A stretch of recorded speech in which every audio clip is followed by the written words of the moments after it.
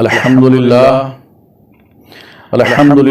وکفا وسلام علی عبادہ الذین اصطفا اما بعد فاعوذ باللہ من الشیطان الرجیم بسم اللہ الرحمن الرحیم۔ ام المؤمنین حضرت عائشہ صدیقہ رضی اللہ تعالی عنہا سے روایت ہے کہ رسول کریم صلی اللہ تعالی علیہ وسلم نے فرمایا کہ جس شخص کو یہ پسند ہے کہ اسے لقائے الہی یعنی اللہ تبارک و تعالی سے ملاقات حاصل ہو اور اللہ تبارک و تعالی اس سے راضی ہو، تو آپ فرماتی ہیں کہ فَلْيُكَثِّرِ الصَّلَاةَ عَلَيَّ، کہ حضور صلی اللہ علیہ وسلم نے فرمایا کہ چاہیے کہ وہ کثرت سے مجھ پر درود پاک پڑھے۔ حضور اکرم نبی محترم صلی اللہ تعالی علیہ وسلم نے ارشاد فرمایا من صلی علیہ صلاۃ واحدۃ صلی اللہ عشر صلوات وحطت عنہ عشر خطیات ورفعت لہ عشر درجات، جس نے مجھ پر، آقا ارشاد فرماتے ہیں کہ جس نے مجھ پر ایک مرتبہ درود پاک پڑھا، ایک مرتبہ، اللہ تعالیٰ اس پر 10 رحمتیں نازل فرماتا ہے اور اس کے 10 گناہ مٹا دیے جاتے ہیں اور اس کے 10 درجات بلند کر دیے جاتے ہیں۔ نبی اکرم صلی اللہ علیہ وسلم پر ایک مرتبہ درود شریف پڑھیے، اللہ تعالیٰ اور اس کے فرشتے آپ پر اس درود پاک پڑھنے والے پر 70 رحمتیں بھیجتے ہیں، سبحان اللہ۔ ایک روز حضور تاجدار مدینہ، درود پاک کی فضیلت سنیے، ایک روز حضور تاجدار مدینہ صلی اللہ تعالی علیہ وسلم اپنے صحابہ اکرام کے ساتھ جہاد کرنے کے لیے تشریف لے جا رہے تھے۔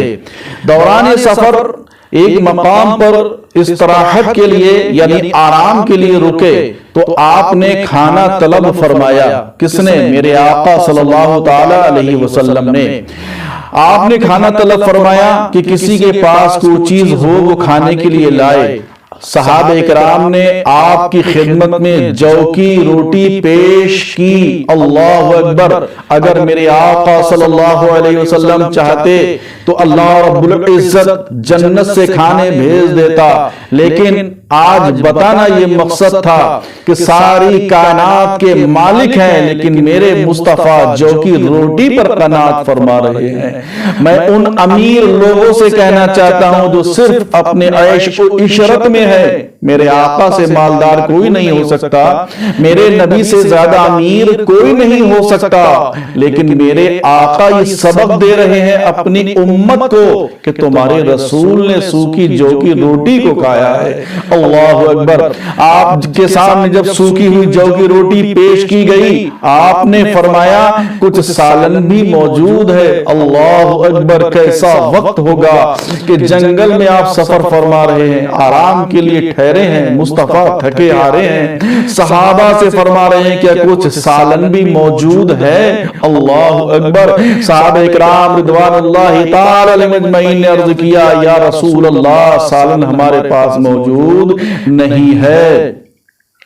صحابہ اکرام رضوان اللہ تعالی علیہم اجمعین کیا دیکھتے ہیں اسی درمیان کہ ایک شہد کی مکھی ان کے سروں پر گھوم رہی ہے اور بڑی زور آواز سے بھنبھنا رہی ہے، سروں پر چکر لگا رہی ہے اور بھنبھنا رہی ہے، یعنی اپنی آواز میں وہ کچھ کہہ رہی ہے۔ صحابہ اکرام رضوان اللہ تعالی علیہم اجمعین نے عرض کیا یا رسول اللہ صلی اللہ علیہ وسلم یہ مکھی ہمارے سروں پر کیوں اتنا شور کر رہی ہے، کیوں اتنی زور زور سے بول رہی ہے، یہ کیا کہہ رہی ہے؟ صحابہ کو بھی معلوم ہے کہ اس کی اگر آواز سنیں گے تو آقا نعمت صلی اللہ علیہ وسلم سماعت فرمائیں گے، مدینے کے تاجدار صلی اللہ علیہ وسلم سماعت کریں گے۔ دور و نزدیک کے سننے والے وہ کان، دور و نزدیک کے سننے والے وہ کان، کان لالے کرامت پہ لاکھوں سلام، کان لالے کرامت پہ لاکھوں سلام۔ السلام یہ مکھی ہمارے سروں پر شور کر رہی ہے۔ آقا دو عالم صلی اللہ علیہ وسلم نے فرمایا یہ مکھی پکار پکار کر کہہ رہی ہے کہ آپ کے صحابہ اور آپ بغیر سالن کے روٹی کھا رہے ہیں، جبکہ یہاں کے قریب ہی یہاں ایک پہاڑ میں میں نے شہد کا چھتا تیار کر رکھا ہے۔ یا رسول اللہ علیہ الصلوۃ والتسلیم، مجھ میں تو اتنی تاب و طاقت نہیں ہے کہ میں اس شہد کو توڑ کر آپ کی بارگاہ میں لے آؤں۔ یا رسول اللہ، آپ اپنے کسی صحابی کو میرے ساتھ بھیج دیجئے، وہ شہد توڑ کر میرے چھتے کا لے آئیں گے، اس کے بعد آپ یہ سوکھی جو کی روٹی شہد سے تناول فرما لیجئے گا۔ اللہ اکبر! شہد کے اندر شفا رکھی ہے رب کائنات نے۔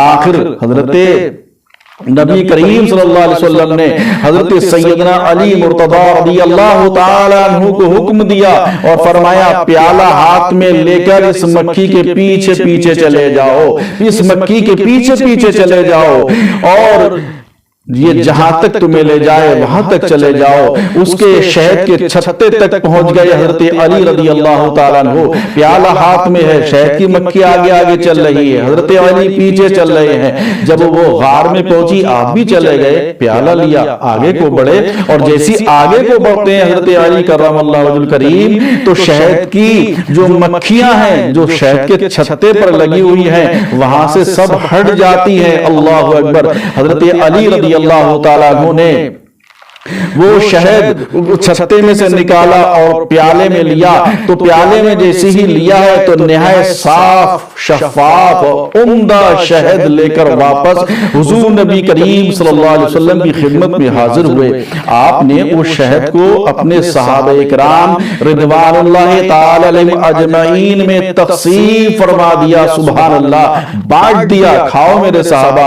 مگر وہ مکھی ویسے ہی بنبناتی رہی جیسے پہلے بنبنا رہی تھی، جیسے پہلے آواز نکال رہی تھی، چکر لگا رہی تھی۔ صحابہ اکرام نے اس مکھی کے بنبنانے کی وجہ دریافت کی تو آقا نے فرمایا کہ یہ ہمارے ساتھ عرض و معروض کر رہی ہے، یعنی ہمارے ساتھ کچھ گفتگو کرنا چاہتی ہے۔ اللہ اکبر! میرے نبی پاک صلی اللہ تعالی علیہ وسلم آپ چھوٹی سی مکھی کی بات کو بھی سماعت فرما رہے ہیں اور سن رہے ہیں۔ صحابہ اکرام نے عرض کیا یا رسول اللہ، یہ آپ سے کیا کہنا چاہتی ہے، یہ کیا کہہ رہی ہے؟ آقا دو عالم صلی اللہ علیہ وسلم نے اس مکھی سے گفتگو فرمائی۔ اس نے شہد کی آپ نے آقا دو عالم صلی اللہ علیہ وسلم نے شہد کی مکھی سے پوچھا کہ تیری خوراک کیا ہے؟ تو اس نے جواب میں کہا اللہ کے رسول، اس پہاڑ اور بیابان میں کڑوے پھول اور بے مزہ پتی۔ اللہ اکبر! میرے آقا صلی اللہ تعالی علیہ وسلم نے فرمایا اے شہد کی مکھی، تو چمن میں جا کے بیٹھتی ہے اور پھولوں کا رس چوستی ہے، کوئی پھول کڑوا ہوتا ہے، کسی کا مزہ تلخ ہوتا ہے، کسی کا نمکین ہوتا ہے، کسی کا کڑوا ہوتا ہے، کسی کا پھیکا مزہ ہوتا ہے۔ ہر پھول کا مزہ اللہ نے جدا رکھا ہے، لیکن تیرے شہد کے اندر اتنی مٹھاس کہاں سے پیدا ہو گئی ہے، تیرے شہد کے اندر اتنی لذت کہاں سے پیدا ہو گئی ہے؟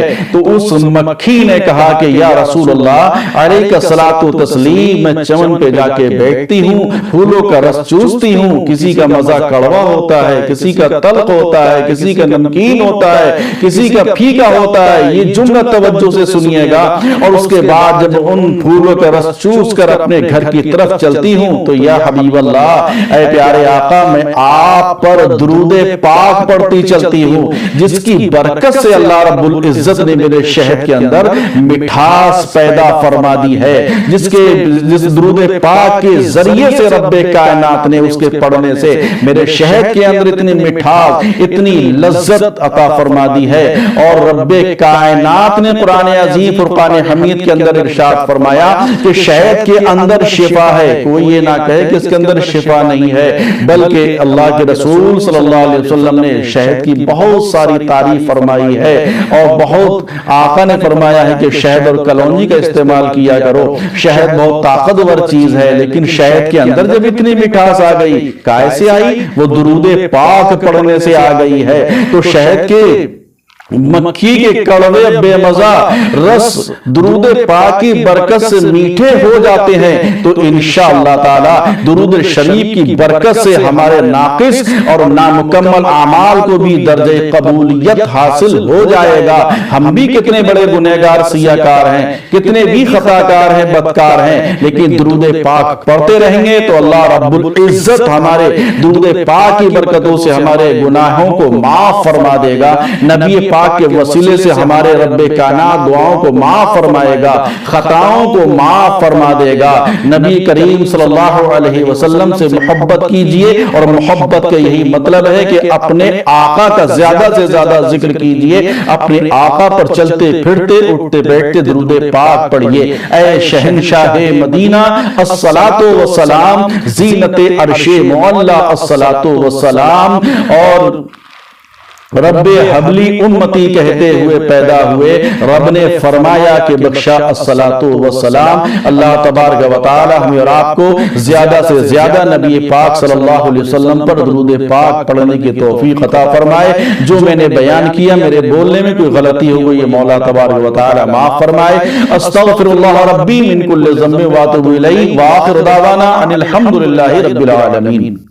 आप हमारे चैनल को सब्सक्राइब करें, शेयर करें, लाइक करें, बेल आइकन का बटन दबाना ना भूलें, ताकि आने वाली वीडियो आप तक पहुंचती रहे।